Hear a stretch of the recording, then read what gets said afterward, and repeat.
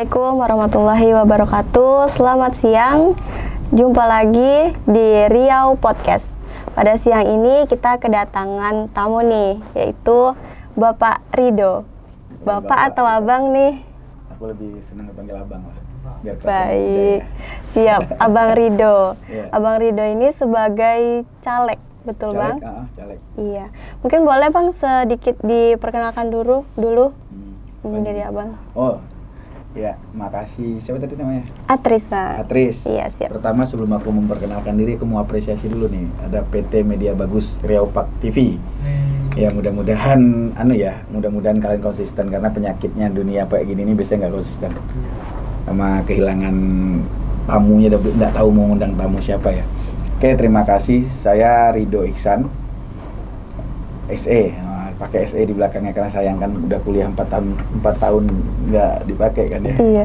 Rido Iksan SE, caleg, calon legislatif dari Partai Golkar untuk Kota Pekanbaru, dapil Bukit Raya Sail. Ya, dapilnya Sail nih di sini nih. Ya, kalau yang di dekat sini tolong pilih lah nanti. Oke, itu aja. Apalagi mau diperkenalkan? Itu aja cukup atau ada yang lainnya dari awal? Boleh dari awal mungkin. Dari awal. Oke. Saya lahir di Pekanbaru, SD di Senaplan, SMP di Gobah sini, di SMP 14 dulunya, sekarang SMP 13, SMA 8, Abdul Muiz, dulu SMA 6, SMPP 49, kuliah di Jogja, 5 tahun lah di Jogjanya, terus balik lagi Pekanbaru jadi pengusaha. Setelah jadi pengusaha, senang berkegiatan sosial, senang berorganisasi, senang berkomunitas. Di waktu ada momen yang bikin saya ngerasa kayaknya sepertinya jalan ninjanya saya untuk pengabdian ke masyarakat tuh kayaknya paling tepatnya lewat politik gitu. Makanya 2019 diputuskan untuk bergabung ke Golkar. Dulu sebenarnya udah di Golkar juga, cuman berpikirnya cari teman di Golkar, di partai itu cuman buat cari teman untuk gedein bisnis. Nah, tapi kan setelah lama berjalan, kayaknya memang ada panggilan jiwa untuk pengabdian di jalur masyarakatnya, lebih tepatnya, lebih efektifnya lewat politik kayaknya. Makanya sampai ke titik sekarang. Begitu, Tris. Baik. Jadi kalau boleh tahu nih Bang, apa sih yang betul-betul sangat-sangat memotivasi, mendorong Abang nih untuk maju sebagai calon legislatif di Kota Pekanbaru? Iya. Apa yang paling memotivasi ya? Iya, betul. Pertama begini sih. Mungkin kalau mudah-mudahan aja ini munculnya pasca ini, nggak tahu ngeditnya cepat juga nggak masalah sih. Karena Abang cukup jenuh, cukup gelisah ngelihat ini Pekanbaru diisi sama orang-orang dalam tanda kutip tua Ya? dalam pemikiran sih sebenarnya, bukan tua dari sisi umur, dan dari sisi umur juga dominan sih di situ. Nah, yang akibatnya banyak kebijakan-kebijakan tuh yang nggak kekinian, banyak kebijakan-kebijakan dilakukan sesuai dengan seleranya orang tua kan. Iya, betul. Nah, sementara sekarang kita udah punya 2 generasi yang sebenarnya punya perbedaan kultur, punya perbedaan kebiasaan. Millennials beda lagi tuh sama Gen Z, beda lagi tuh. Sementara dulu dominan kalau nggak salah itu dominannya di boomers. Boomers tuh generasinya bapak-bapak yang lahirnya 65 tahun 65 ke atas. Nah, efeknya mereka punya kebiasaan kulturnya mereka itu disesuaikan dengan mereka besarnya di zaman seperti apa. Nah, efeknya penggunaan sosial media, penggunaan teknologi, dan proses penyelesaian masalah dengan cara-cara kekinian itu mereka kagok. Makanya menurut Abang, Pekanbaru mesti sama daerah-daerah lain. Sementara di Jawa, rata-rata udah dominan kepemimpinan politik itu diisi sama anak muda. Dan berefek bagus.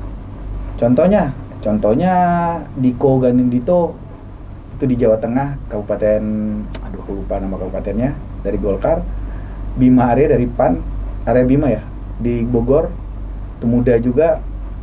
Sebenarnya tua sih, udah 50-an tahun, cuman dia punya selera muda gitu. Terus banyak pimpinan muda yang bisa mereformasi, mungkin bukan mereformasi ya, merubah cepat wajah kotanya mereka gitu loh.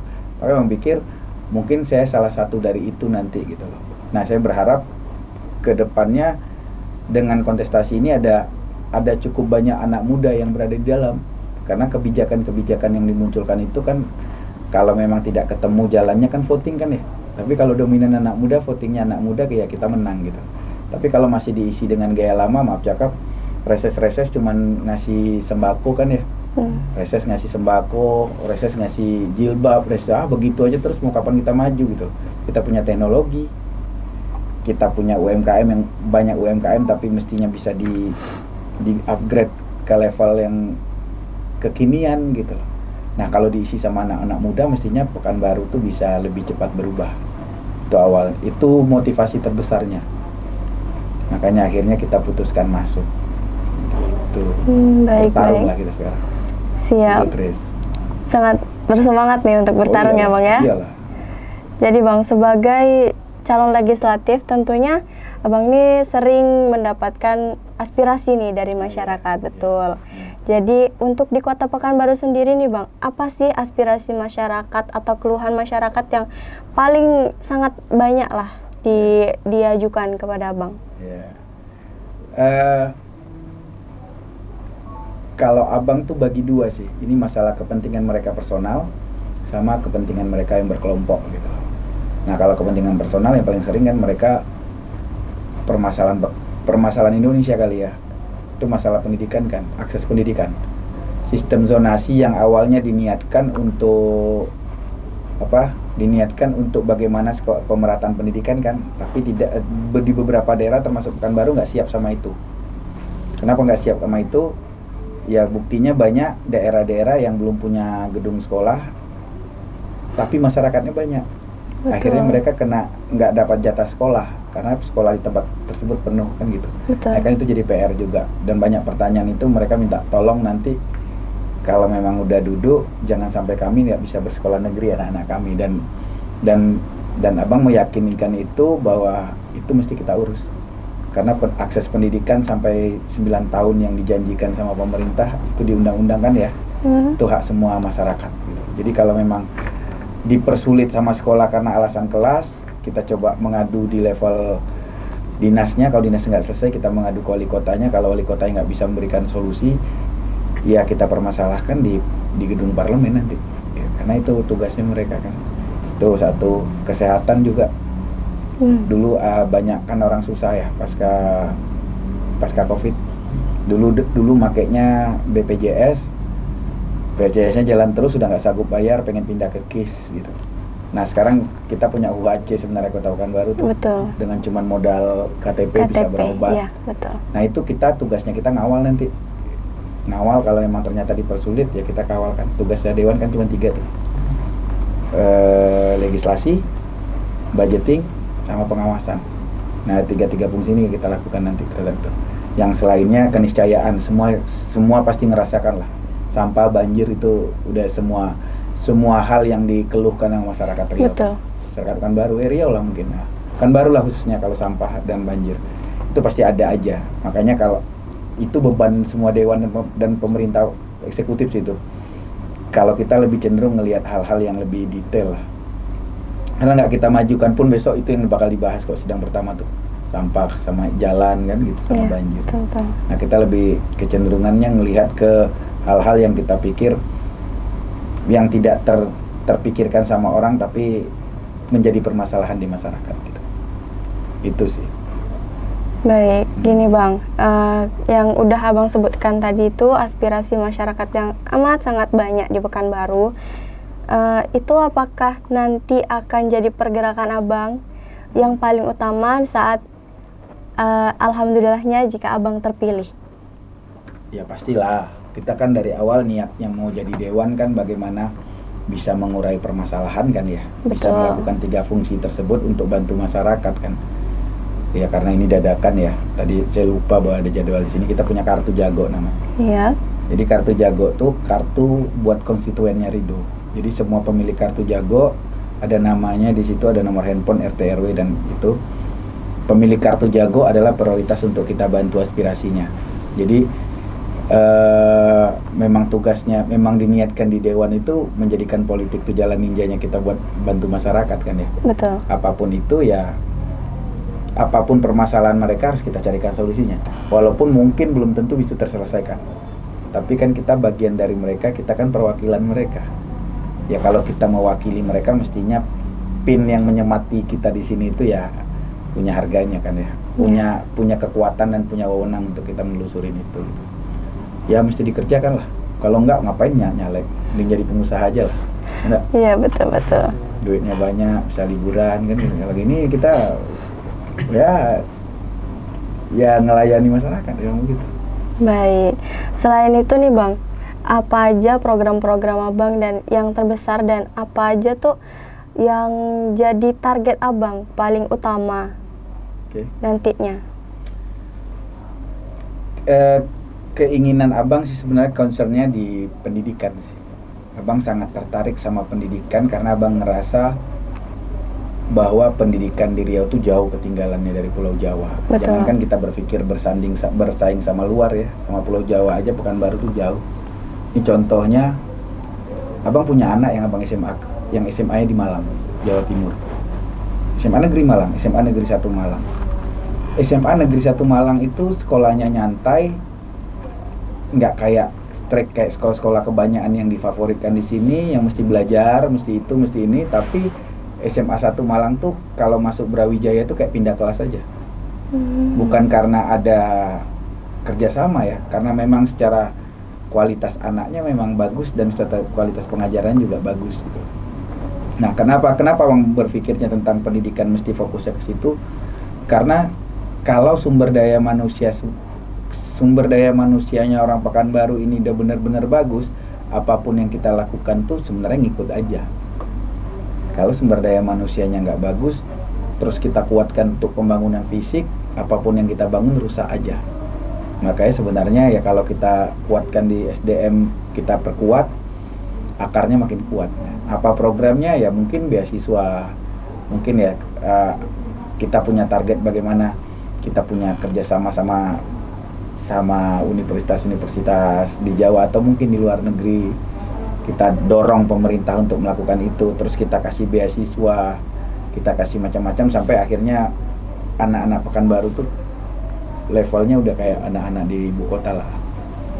Terus gini, kita pengen orang Pekanbaru ini banyak hebat-hebat. Cuman permasalahannya ketika mereka hebat di luar mereka malas balik.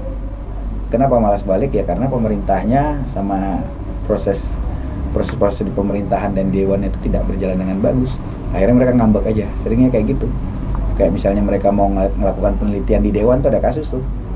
Ada teman mau melakukan penelitian di dewan dari S2 UI, pergi ke dewan mau melakukan penelitian di dewan kota, malah dibilang mau mata-matai. Kok kesini, kok nggak ada tempat cari penelitian yang tempat lebih bagus? Kenapa harus ke kota? Cari yang lain aja gitu. Ngapain kesini, mau mata-matai ya katanya. Itu kan aneh kan ya. Iya. Berarti kalau mereka ngomong itu pasti udah ngelakuin yang salah kan gitu. Nah kita pengen kayak gedung dewan tuh ya udah kayak gedung masyarakat sebenarnya. Justru ketika masyarakat berbondong-bondong mau meneliti mau apa, itu kabar baik buat kita kan, orang peduli kan ya. Ya kayak gitu. Kalau balik lagi ke cerita tadi, concernnya apa? Kita pengennya concernnya di pendidikan. Tapi kan permasalahannya dewan kan sebaiknya tahu permasalahan masyarakat yang lebih banyak. Iya betul. Gitu. Jadi concernnya memang betul-betul di pendidikan ya Bang. Senangnya ya? di pendidikan sama kepemudaan lah. Karena kita kan orang organisasi ya, orang komunitas, pengen ada ya kalau mungkin siapa tuh Atris ya? Iya Atris ya. Tahu sering lihat orang lari-lari nggak? Di malam-malam di Dipo, terus kadang-kadang jalan Sumatera pagi Minggu rame-rame lari bareng. Iya. Itu komunitas lari Liburun, itu nama komunitas lari. Pernah dengar nggak? Belum. Nah nanti Polo Liburun itu komunitas yang Abang buat. Itu komunitas lari yang umurnya nanti tanggal 22 April 10 tahun. Dan followernya udah hampir 10.000 tuh. Nah itu komunitas hidup, kita mungkin bisa klaim itu komunitas terbesar di Sumatera. Komunitas yang sehat secara organisasi. Karena kenapa? Mereka punya atur anggaran dasar, anggaran rumah tangganya lengkap, pergantian kepemimpinannya teratur. Nah efeknya apa? Abang punya ambisi untuk kayak gitu tuh, mereka mesti dikasih panggung. Kita punya event olahraga juga, event olahraga apa ya, olahraga itu istilahnya olahraga rekreasional kita sedikit di sini. Kita nggak punya standar event lari yang keren kayak Bali Marathon, Jogja Marathon, Jakarta Marathon. Nah, abang pengen Pekanbaru punya itu gitu, punya event-event gede yang levelnya nasional gitu. Kayak abang senang di kepemudaan, dan abang yakin kalau anak muda yang megang hasilnya lebih keren.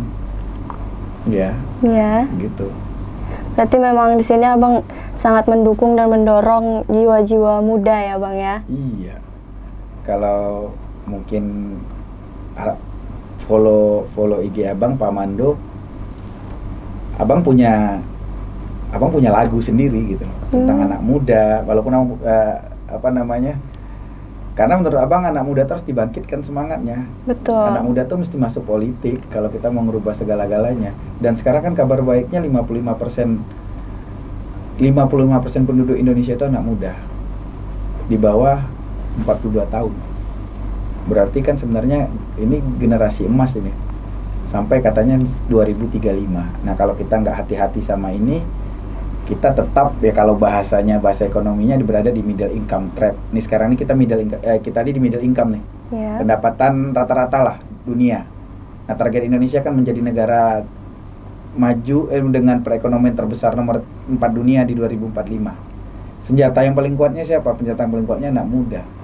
Karena anak muda itu bisa bekerja, melipat gandakan kekuatan dan pemikiran. Karena mereka relate sama kejadian sekarang kan ya. Iya betul. Kalau orang tua sekarang lihat TikTok mungkin beda yang dia lihat sama anak kecil kan, lihat TikTok kan. Betul. Dan kita mesti beradaptasi. Kalau nggak beradaptasi kita nggak bisa ngejar. Iya. Dan ini perubahannya sangat cepat. Makanya anak muda harus masuk ke dalam. Ya kalau bahasa enaknya coba berbaur dan pelan-pelan mengambil alih. Kalau bahasa yang tidak enaknya segera diambil alih. Gitu. Iya. Secara revolusioner begitu. Baik bang. Pun memang dari cara sudut pandang pun antara jiwa muda dan maaf yang tua itu memang berbeda ya bang ya. Wah, berbeda lah. Kalau kira-kira makanya aku bilang abang ngelihat muda itu sebenarnya nggak di sisi umur, dari sisi pemikiran. Betul. Ketika masih banyak anak muda yang melakukan proses penyelesaian masalah dengan cara tua, menganggap mereka tua. Tapi kalaupun ada orang yang umurnya tua melakukan penyelesaian masalah dengan cara muda, mereka muda. Begitu. Lanjut nih bang ya, pertanyaan yang selanjutnya yang mungkin agak melenceng nih dari yang sebelumnya. Kemana melenceng? Enggak nih. Gimana menurut abang tentang Bapak anggota DPRD sebelumnya di Kota Pekanbaru ini? Apakah sudah maksimal kerjanya menurut abang nih, sisi pandang abang? Kalau mereka udah maksimal, abang nggak masuk. Siap. Ngapain masuk kalau mereka udah maksimal kan? Ya udah kita cari jalur lain aja gitu kan. Buktinya mereka nggak maksimal. Bukti yang paling dekat ini deh. Kita punya permasalahan besar banjir. Betul. Kalau kawan-kawan anak muda ngulik, mestinya kita ngecek tuh berapa anggaran untuk banjir, berapa anggaran untuk ini. Banjir kita tuh bisa terselesaikan kalau nggak salah dengan anggaran 180 miliar. Kalau dari berita terakhir, tahu nggak berapa dianggarkan? Dianggarkan untuk menyelesaikan 2 titik banjir itu 5 miliar, sama pembelian alat totalnya 20 miliar. Berarti kan kalau untuk nyelesain masalah 2 titik banjir cuma di tahun ini kan. Betul. Kalau dengan jumlah banjir sebanyak itu selesai nggak? Enggak. Tentu enggak. Itu siapa yang ngesahin itu? Dewan kan? Betul. Yang ngajuin eksekutif kan. Tapi dewannya kok ngesahin angka segitu? Itu kan buktinya mereka tidak bekerja dengan baik. Ya kalau kita lihat lagi, ya kita kadang-kadang kita tidak enak ya, kawan-kawan kita juga semua di eksekutif tuh. Ya kayak sekarang lah, banyak euforia kan. Ya acara ini, acara itu, acara ini, acara itu, mewah gitu kan, acara ini, acara itu, acara ini, ya kayak gitu-gitu. Nah sementara yang paling penting sebenarnya kan permasalahan masyarakat. Permasalahan tuh ya banjir, mereka susah, mereka ini jalan gitu. Dan berkali-kali kan pemerintah bilang bahwa kita tuh nggak punya duit. Kita nggak punya duit untuk memperbaiki itu, kita nggak punya duit. Ini bukan masalah kita punya duit nggak punya duit, kita memprioritaskan kemana, benar nggak? Betul. Kita punya duit 1 juta nih, terus kalau kita kebiasaannya minumnya nongkrongnya di kedai kopi bermesin yang 1 gelas 25 ribu, terus sekali duduk habisnya 200 ribu, 1 juta tuh habisnya 5 hari. Terus kita bilang kita nggak punya duit, kami nggak bisa ngerjain banyak hal karena duit kami cuma 1 juta. Tapi kalau misalnya kita buat ngopi itu kita kedai kopi biasa yang sebesar 1 gelasnya 12.000, terus makannya makan nasi yang harganya cuma 15.000, untuk makan bisa sedikit, tapi sisanya kita bisa manfaatin untuk yang lain kan. Ini kan masalah kita melihat duit itu seperti apa. Makanya Bang paling nggak suka ketika ada bahasanya kita nggak punya duit. Betul. Kita mesti serahkan semuanya, ini pusat juga benar gitu loh. Tapi kalau misalnya kalian bilang nggak punya duit, terus kalian berkegiatan juga banyak hal-hal penting nggak dikerjakan, itu juga nggak pada tempatnya. Peran siapa tuh? Peran macam-macam. Ya buktinya dewannya juga ngesahin kan. Kalau dewannya kritis nggak disahkan itu. Ya. Iya, Itu betul. makanya kita butuh anak muda yang kareh kata orang. Siap. Jadi gini Bang, tadi yang fokus Abang pertama di pendidikan, dan selanjutnya kan ada program yang banjir, masalah masyarakat yang banyak lah gitu kan, yang umumnya. Yang tadi udah di fokusnya di pendidikan, terus di program lainnya untuk banjir nih, apa ada juga dari Abang yang mungkin bakal Abang kembangkan ke masyarakat umumnya gitu? Kita nih dewannya cuma 3 sih fungsinya tadi itulah. Ya. Pengawasan, penganggaran, legislasi, penganggaran. Jadi kita nggak punya program sebenarnya. Ide-ide itu sebenarnya kita kalau ngasih ide bisa, tapi eksekutor kan tetap dinas kan ya. Jadi kalau dibilang program untuk banjir, ya paling mungkin ya kita ngasih ide ke pemerintah. Kalau memang kondisinya banjir, ya sekarang memang harus kita perbaiki dulu sumber banjirnya. Nah kalau masyarakat terdampak ya harus segera dibantu. Itu aja yang bisa dilakukan. Masalah hal teknis penyelesaian masalahnya ya kita serahkan ke eksekutif. Ya mestinya idealnya eksekutifnya menggunakan tenaga orang expert untuk menyelesaikan itu. Siapa ekspertis? Banyak ahli-ahlinya. Panggil ahlinya, rumuskan penyelesaian masalahnya kan dikerjakan. Nah sekarang ahlinya dilibatkan apa enggak? Atau pintar-pintarnya orang dinas saja menyelesaikan? Kan saya nggak tahu, belum duduk. Udah duduk doang akan lah kita obok-obok kan ya. Obok-obok yang dengan hal yang positif maksudnya. Betul. Nah, gitu. Ya itu kita butuh apa ya? Kalau Abang sih berpikirnya kita butuh cara pandang yang benar dengan posisi kita di dewan. Kalau kita di dewan, kita tuh kan didaulat dan disumpah untuk mengabdi ke masyarakat kan ya. Mestinya yang di otak kita tuh penyelesaian permasalahan masyarakat dan daerah gitu. Tapi kalau memang ternyata hasil kebijakan yang dibuat dan disahkan oleh dewan sedikit yang arahnya berperan yang arahnya ke masyarakat, itu pantas dicurigai. Ada berbagai macam sih. Curigai pertama karena mereka nggak peduli, kedua karena mereka goblok aja sih. Jadi dewan ya nggak tahu, pokoknya dewan aja. Sampai duduk di dalam aja ya, gitu. 5D kan, datang dengar duduk diam duit kan. Ya, dan berita buruknya mereka terpilih terus. Ya kan, kenapa? Ya karena kita juga goblok kan. Tapi kalau memang nggak mau pakai kasar titit aja ya. Karena goblok, aku kalau kesal ya goblok aja gitu. Karena terpilih terus kan. Kenapa terpilih ya? Karena ada berbagai macam orang pintar nggak mau datang ke TPS. Makanya yang bodoh disogok datang dia. Ya, Akhirnya yang disogok datang, yang serangan pajar datang. Yang kita yang pintar nggak, cuek, apatis. Makanya sebenarnya ini kesempatan buat ngerubah itu. Ketika anak muda yang umurnya udah punya KTP, dia berbondong-bondong dan dia pengen ngerubah masa depan ke Pekanbaru, ya mereka ulik siapa calegnya, mereka datang dan mereka pilih sama-sama, mereka dorong. Tapi kalau kita apatis, berharap ada perubahan, susah. Karena pemenangnya itu aja. Betul. Iya, benar. Makanya pilihlah nomor 1 dari Partai Golkar. Ya, ayo apalagi? Iya. Jadi sambil minum ya. baik sih, boleh. Biar dia nggak kaku. Nah, apalagi? Pesannya nih Bang, pesan untuk para pemirsa Riau Podcast yang ini nih Bang, apa aja? Aku lebih cenderungnya buat pesan buat pemilih muda sih ya. Siap. Ini kesempatan buat ngerubah masa depan Indonesia. Masyarakat Pekanbaru, masa depan Riau dan masa depan Indonesia. Karena kenapa? Cara paling cepat ngerubah wajah daerah tuh 5 tahun sekali. Rebut kekuasaannya. Lewat apa? Lewat politik. Ya kalau ternyata dirasa tidak bekerja dengan baik dewan-dewan tempo lalu, rubah semuanya. sepakati, oh ini nggak pakai lagi gitu. Kami nggak mau, ya bondong-bondong pengaruhi kawan-kawan. Ya untuk di sini kayaknya yang paling layak Ridho Iksan misalnya gitu kan. Ya udah sepakati sama kawan-kawan datang ke TPS. Karena kenapa? Ketika kita tidak melakukan itu, maka orang-orang yang kita anggap tidak layak bakal duduk terus dengan segala cara yang mereka lakukan. Betul. Makanya kesempatan, dan 55% ini logikanya kalau 55% ini bergerak dengan ide-ide segarnya mereka dan didukung sama 55% pemilih, wajah Pekanbaru pasti berubah. Makanya ya harapan kita jangan apatis lah gitu, mesti melek politik. Karena kenapa? Kalau kita apatis, ya nggak akan bakal berubah. Nah kadang-kadang lucunya kan gini, Tris. Apa yang bilang lucunya? Dia ngumpat-ngumpat sosial media lakukan kan, ngumpat aja terus. Kamu pemerintahnya apa nih? Ini pemerintah, dia yang paling panjang ceritanya. Betul. Katanya bang ke TPS enggak. Aku enggak peduli. Percuma, aku nggak suka politik. Kalau dia bilang nggak suka politik, kok jangan ngutuk sama kebijakan publik. Karena Betul. kebijakan politik itu hasil proses politik. Nah, kalau kalian misalnya ngerasa ngeluh dengan pemerintah sekarang, ya kalian mesti ke TPS untuk merubahnya. Jadi kalau kalian ngerasa aman-aman aja, slow aja.